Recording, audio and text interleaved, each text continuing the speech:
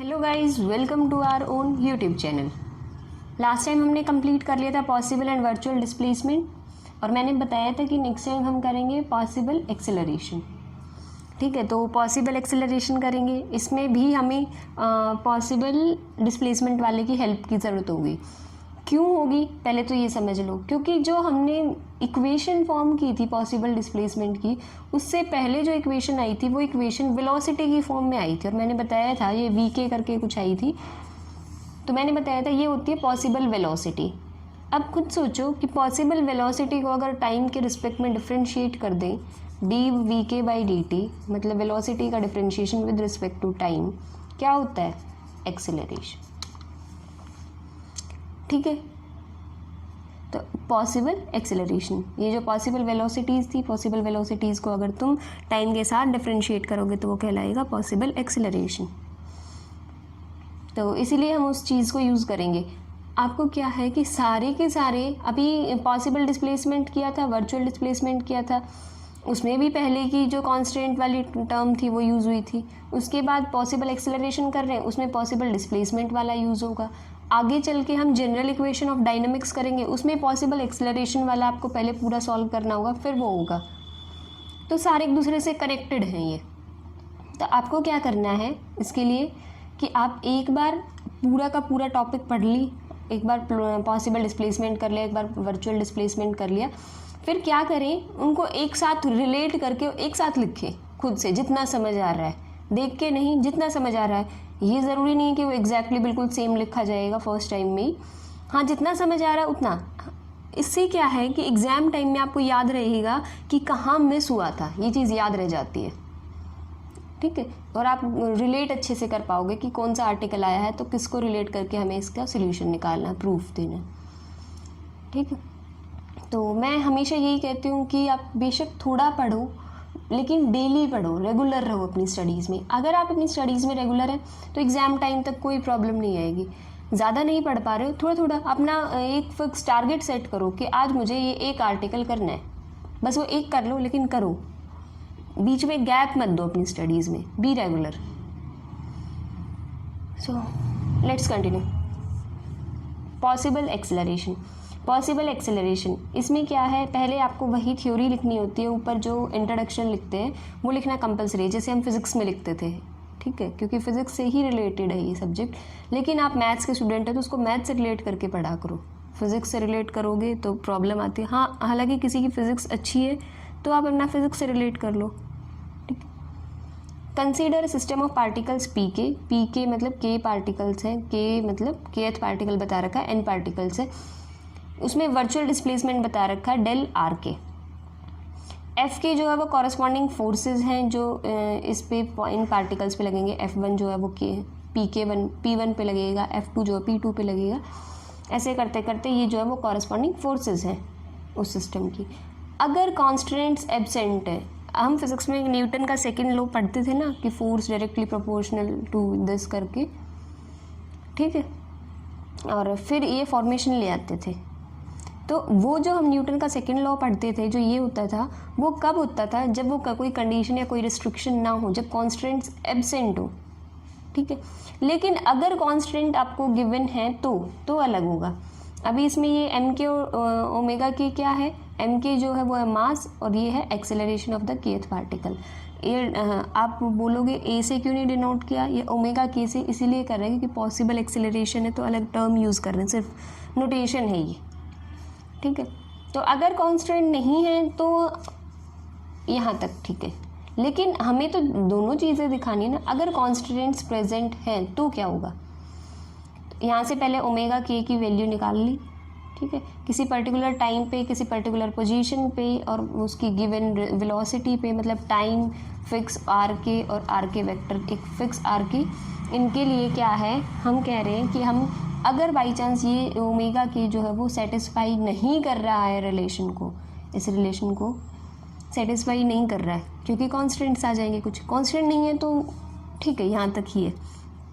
लेकिन अगर constant present है, मतलब रिस्ट्रिक्शंस प्रेजेंट हैं, तो वो सेटिस्फाई नहीं करेगी उस इक्वेशन को, तो हमें चाहिएंगी दूसरी इक्वेशंस। वो कहाँ से आएंगी?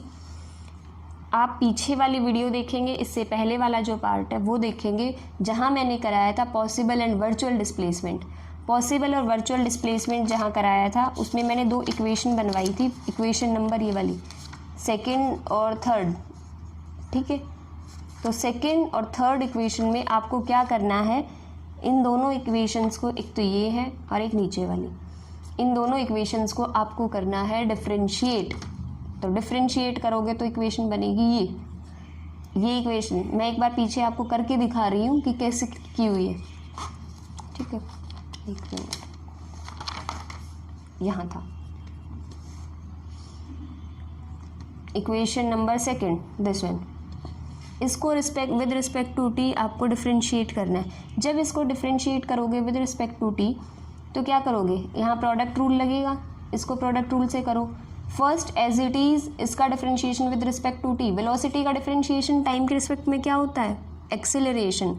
तो ये पॉसिबल वेलोसिटी थी तो पॉसिबल एक्सेलरेशन, तो क्या आ जाएगा, एल बी के, ये समेशन चलता रहेगा, वी के की क्या होगी, ओमेगा के, प्लस इस बार वेलोसिटी को कांस्टेंट रखो, इसका डिफरेंशिएशन, प्रोडक्ट रूल लगा रहे हैं। फर्स्ट एज इट इज़ था, सेकंड का डिफरेंशिएशन किया, plus second as it is first का differentiation, D by D T of this, plus D B मतलब डेल्टा बी का differentiation, D by D T of delta B is equals to 0।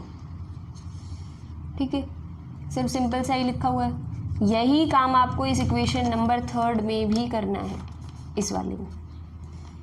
First as it is इसका differentiation, plus second as it is इसका differentiation, plus इसका differentiation with respect to T. ठीक है, तो जैसे मैंने फर्स्ट का बताया है उसी तरह से इसका बन जाएगा।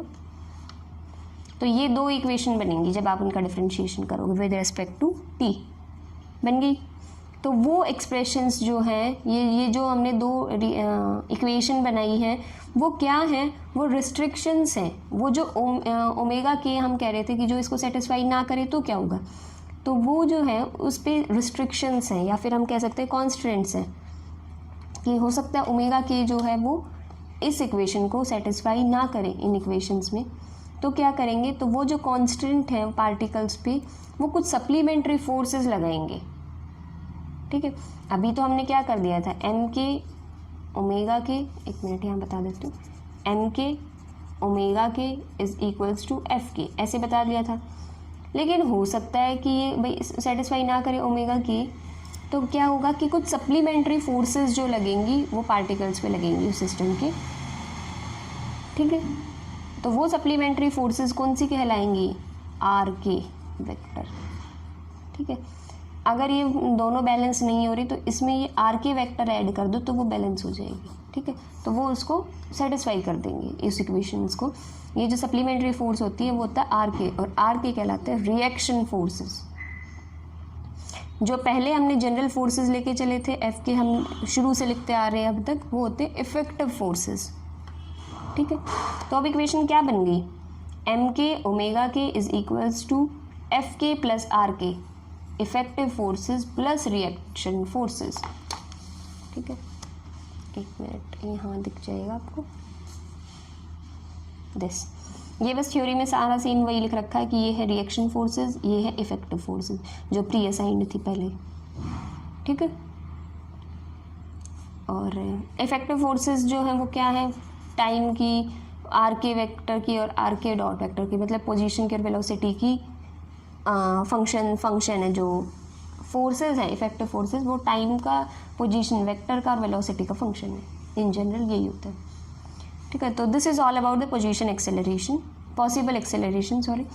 तो मेन चीज़ है ये कि यहाँ से यहाँ तक पढ़ते आए थे हम, बैलेंस ना हो इसीलिए हम उसमें क्या ऐड करते हैं, जब बैलेंस नहीं होता या सेटिस्फाई नहीं कराता रिलेशन को तो हम उसमें ऐड करते हैं रिएक्शन फोर्सेस। ठीक है, अभी एक टॉपिक और देख लो, आइडियल कॉन्स्टेंट्स का। यस,